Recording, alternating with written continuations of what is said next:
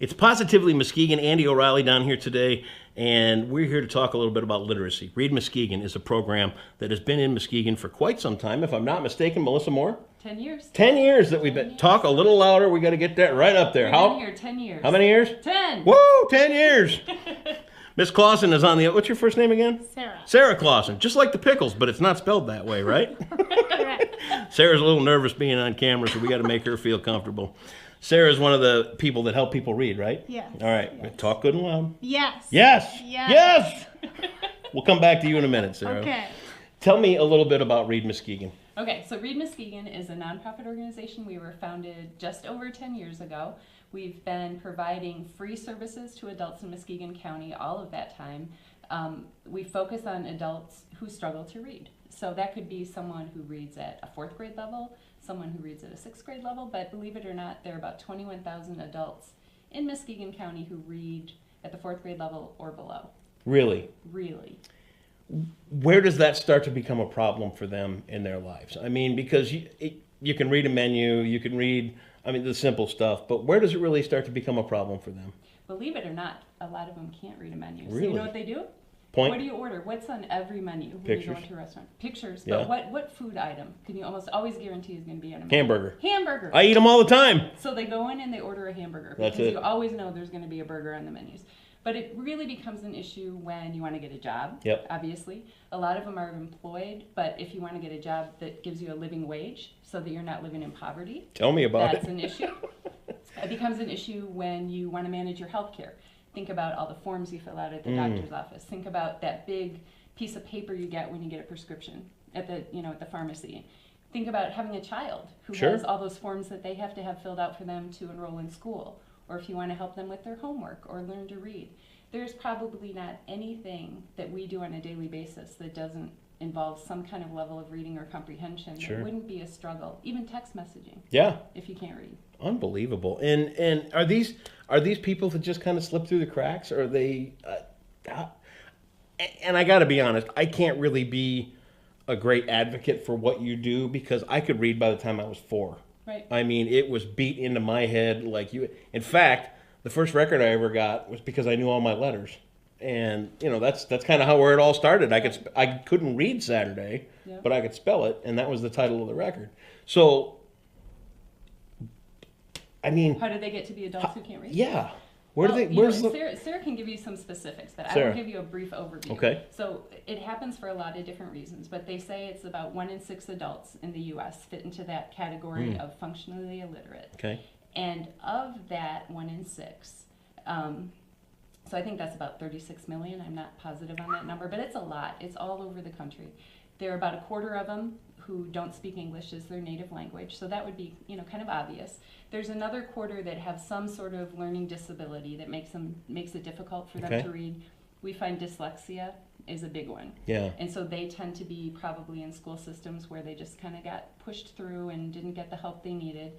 The other half of that big number are people who predominantly grew up in poverty with a ton of stresses in their lives, not knowing where they're going to live, not knowing where they're going to eat, not feeling safe, and that changes their brain development, it changes their ability to get to school every day. So they end up dropping out of school, just kind of getting by, and they become the bulk of the adults who don't read well. It perpetuates the Yes. cycle. And then they say about 75% of adults who are incarcerated have functional illiteracy. We're going to talk about incarceration just because you got something coming for that. We do. Let's talk to Sarah. All right. Tell me a little bit about this, Sarah. From your point of view, you work hands-on with people that are challenged by reading. Yeah. What do you find when you meet the people? They're all very nice. Okay. So especially the ones who got the diplomas, they got through because they were nice. The teachers, by the time you get to 9th grade, if you can't read, the teachers don't know how to teach that because only elementary school teachers are taught how to teach how to read. So once they get to 9th grade, if they're really nice, the teachers will pass them through with C's or D's so that they can keep going and graduate because there's really nothing you can do at that point. You can't send them back to 2nd grade. That's Sure. not allowed. You can only be a certain age in certain grades.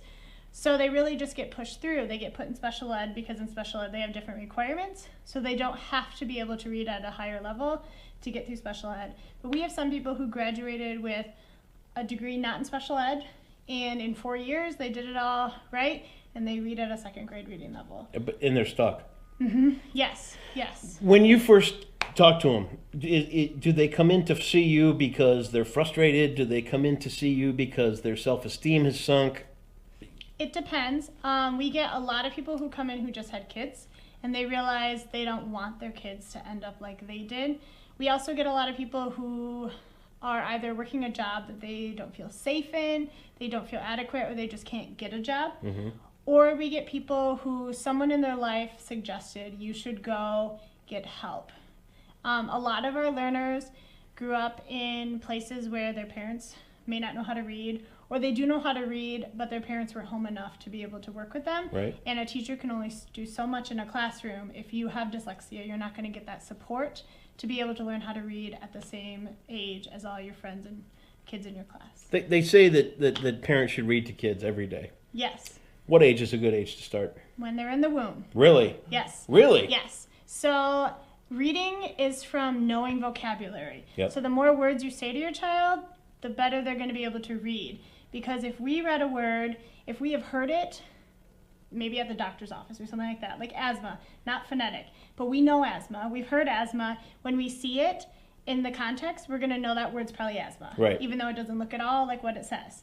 But if a child has never heard the word asthma, they're not going to be able to figure out that that says asthma because they don't know the word. So the more you speak to your child, the better they're going to be able to read, and the more they can read, the better they're going to be able to do other things in life.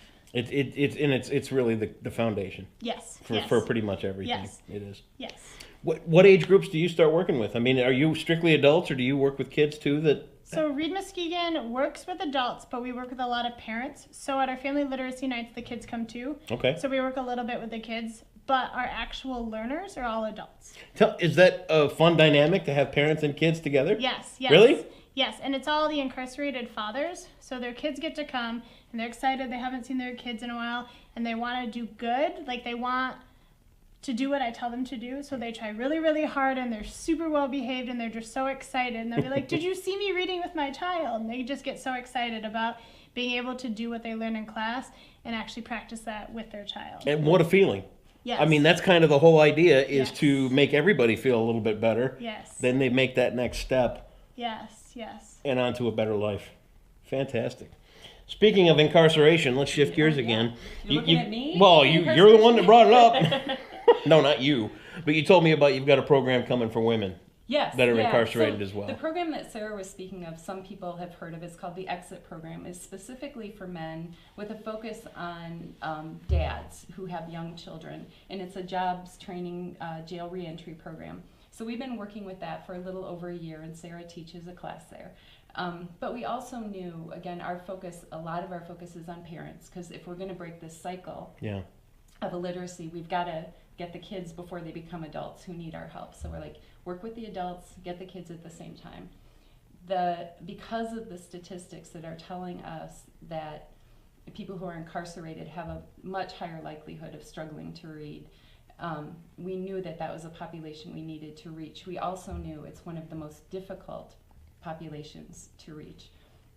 And it's a difficult population to say, hey, come on in and we'll, teach not you a how lot to of trust read. there. Yeah. Exactly. No trust and no time to focus on something, even though they know, reading is going to change their life, that it's something that's really holding them back, when they've got to worry about staying safe, about feeding their kids, about trying not to get into trouble again, it just isn't a priority. So we really have worked for the last couple of years to figure out the best way to reach this population. So the Exit Program was great for the guys, but we recently wrote a grant to the Community Foundation. We're thrilled that we got the funding to start a program for women specifically in the jail while they're incarcerated. So this is going to be kind of a rolling population. Some of them may be in there for a month, some of them may be in there for close to a year, but we look at it as an opportunity to plant a seed, to get them to say, wow, you guys are people that really want to help me succeed. Yeah. And this feels really good. Sarah can help them understand how to fill out one form, an apartment lease, or something that's really important to them the day they're released. something that's going to help them have a better relationship with their child, then they start to see the value of reading beyond graduating from school or beyond getting a good grade in a class. Like, this makes a difference in my life. I can order more than a hamburger next time I go to the restaurant. Right. So we're really, really excited about this opportunity, and we do hope that, once we get the pilot off the ground, we'll be able to expand and serve more men in the jail as well that aren't part of the exit program. We've applied for some other grants, that will hope to expand that, and we've also developed some programs so that when they're released from the jail, we can direct them straight into one-on-one tutoring, or we're just getting some parent-child programs, a cooking class and a bookmaking class off the ground, so that they can, again, just continue on and keep going in what they've learned in the jail and hopefully be inspired to keep going. So. Somebody needs to get a hold of you. What do they do? They call my work phone, which is just my cell phone that I take around with me everywhere I go, and I either answer or they leave a voicemail. Do you want me to say the number? You can. All right, it's 231-766-5040. It's also listed all over our website, on our Facebook page, on all of our flyers. So if you can't find it, just Google Read Muskegon and you will find it. Yeah, we'll put the link and everything up here. Ladies, you're doing awesome work. I mean, if you think there isn't a second chance for people in Muskegon, guess again, because there are people here that care. They want to make a difference. And if you have a hard time reading, get a hold of Read Muskegon. You'll find all the links right here. It has just been a pleasure to meet you and find out the work you're doing. I think it's fantastic. You're right in the same building downtown as Kids Food Basket. I'm telling you, there's great things going on in Muskegon. Thanks so much for being here. Thanks, Thank you. Read Muskegon.